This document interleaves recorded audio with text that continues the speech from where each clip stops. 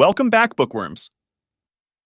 Today we are discussing a great book called Just Keep Buying by Nick Maggiulli. Just Keep Buying is a no-nonsense guide to personal finance that delights in busting myths and dispelling old cliches. Tackling all-important questions like saving and investing, it digs into the psychology behind money and provides a realistic guide to making sound financial decisions. Let's look at the 5 key takeaways. 1. What's the first rule of saving? Save more when you're earning more.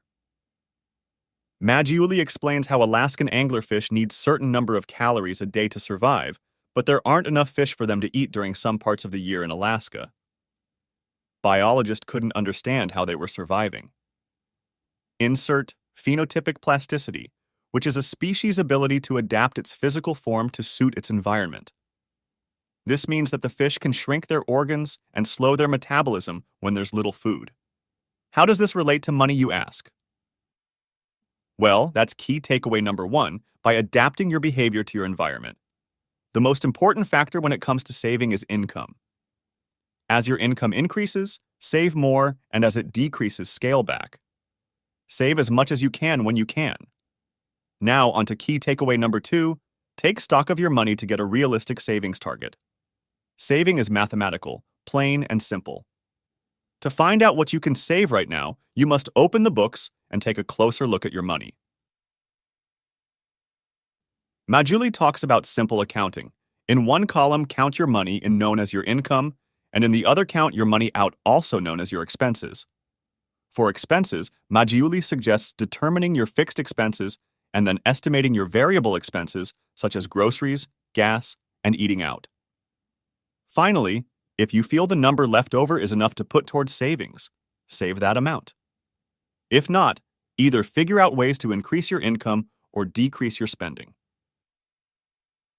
Takeaway number 3, want to grow your income? Just keep investing. The main reason why people can't save themselves rich is simple: you run out of things to cut back on. Maggiulli discusses that, at a certain point, if you can't earn more income, the other way to grow your income is investing in the stock market. The best quote he's seen was from famous Wall Street investor Warren Buffett. Most stock markets go up most of the time. So how did the author interpret this? The only investment advice worth following is just keeping buying stocks. Averaged out, it's much harder to lose than win. Everyone's favorite topic in life is key takeaway number 4, debt. Debt isn't as simple as it's made out to be. The most common idea of money is that debt is bad.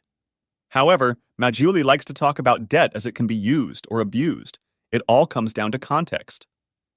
If you have $1,500 in your checking account and $1,000 in credit limit, spending $1,000 a month on your credit card is better than $1,500 from your checking account because you can't go over your limit, and you still have $500 left over. Where debt becomes abused is when you spend more than you make and have to pay credit card interest. Moral of the story: be careful with debt and use it appropriately. The last and most important takeaway is, you can't save all your money, so learn to enjoy spending it. Saving is important, but so is quality of life. Focus on purchases that maximize long-term fulfillment. In the end, money is a tool. It allows us to create a life you want to live. Figure out what you want in life. What do you care about?